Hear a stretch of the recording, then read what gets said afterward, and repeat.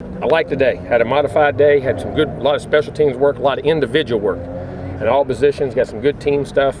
But like the attitude, like the execution, much more urgency, much more consistency. And like I said, we got some work to do in all three phases, and this is going to be a huge week for us going forward, how we take this and work and get better and get in the groove of the season. It's going to be a long run after this, so we got to get ready to go. Questions? A week like this on the bye, I mean, is it used more for teaching, refining things, or what is it used for? We're going to fundamentals, a lot of basics. We'll work on future opponents. Put work in to introduce some schemes that we've already had schemed up for them from the summer. So those guys, teams that have a hard time, you have a hard time in 1 week preparation. You spend a couple days on, introduce some things, and when you can go back to it, it'll be a lot fresher. They'll understand what we're doing, but a little bit of both of those things. And then we're also getting ready for Wake Forest. You probably don't normally like a bye week this early, but the fact you got such a young offense is kind of a good time to work out some of those kinks. Right now, I think it came at a perfect time, just because of where we're at and what we got to do. We had some young guys play well, or got big for that first game. Second game had a little lapse in, played well, and then that third, that grind. And this understanding that you got to do it every week. Now, it's going to be a long grind after this, but sometimes just stepping back from things and getting back in that fundamental piece. And like I say, we're not where we want to be, but about where I thought we could be. So a little disappointing in a couple little things in some games, but we're learning about our culture to play hard, play together has been good, and we just got to get better.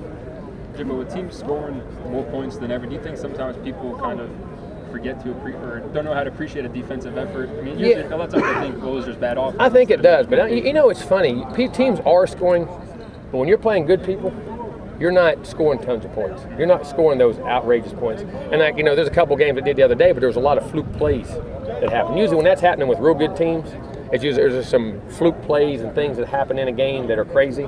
But those real good teams are still playing good defense.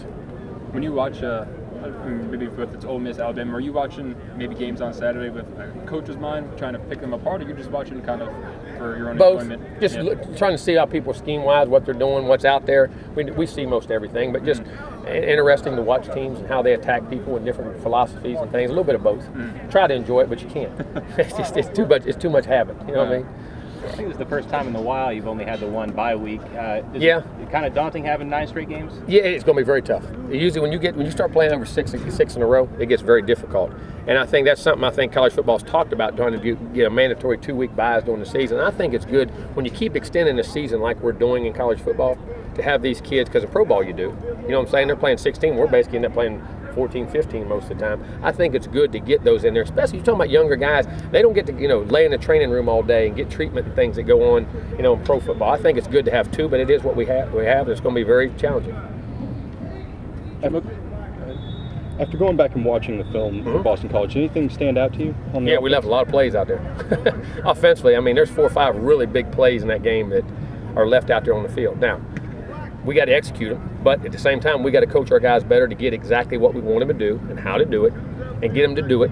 And then there, defensively, really thought we kept great leverage on the football, tackled well, played play actions well, played physical football. Special teams did a great job punting the football, punt coverage, changing field position when we had to in that regard, which was big. We hadn't done that consistently all year. That was another big improvement, which we did. We found out Roberto's human. He does. You can't always count on those things. You need to score some touchdowns.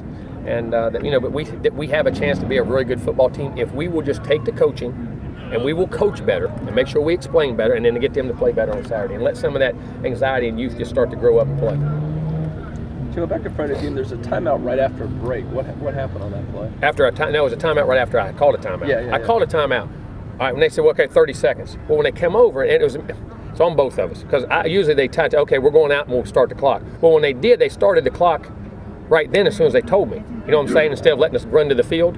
Well, we went out there and they got in the huddle like we normally would. All of a sudden looked up, there's 10 seconds on the clock, and I didn't want another delay. It's on me, and that's why we were having our heated discussion. And those guys are great guys. I've done a lot of games with them, and usually the miscommunication, that's on both of us. We got to get that, but it ended up, ultimately my fault. We got to make sure we do that. But it was a miscommunication of when they were going to start. It was getting ready for play, but when they do that, usually let you kind of run out there just for a second and then blow it. But like I told those guys, and we laughed. We get an 8-hour break.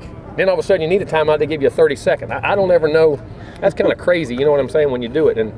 But we got to get it. I just got to pay attention. Some good disappointing things on offense. What are the couple that stuck out? Then we had some missed assignments up front. Physically got beat on a couple things. And we just left plays on the field. There's plays, some chunk plays that we just finish the throw, make a catch, one more block. I mean, your inches at things that really shouldn't have been that hard to make, we just didn't make. And they're out there on the field to make. So we had to coach them better, put them in, get them to do it better, and then they got to play better. Is having physical mistakes up front, is that better or worse than if it was maybe mental? There's a few mental things too now. Don't get me wrong, but because it's not that we can't, it's that we didn't. And that's where we got to coach better and be better. And they got to trust their technique. And when you're young, sometimes you know what to do. Do you trust it?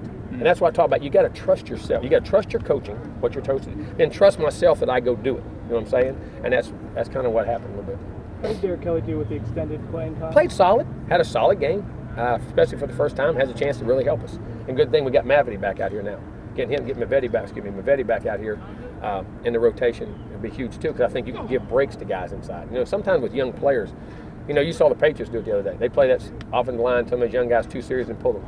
You know what I'm saying? And let them get their bearings on the sideline and go back in. And you're building depth. So there's some guys now we keep building depth there. We can give guys breaks periodically, not just physically, but mentally. You know what I'm saying? They kind of just take a deep breath, but we got guys that can go in there and execute also. How's Minshew progressing? Good. And hopefully, they're talking about getting a new brace in and possibly getting him back in practice. We'll see. I don't know. We'll see. Featherston's working real hard. Hopefully, we'll have him back by the end of the week. Marcus Lewis is out here running real hard. Hopefully, have him back by the end of the week. We're starting to get healthy, which would be big.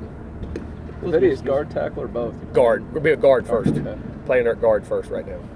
But he could do both. Those miscues when they happen on offense, do you wish your team would have responded a little bit better?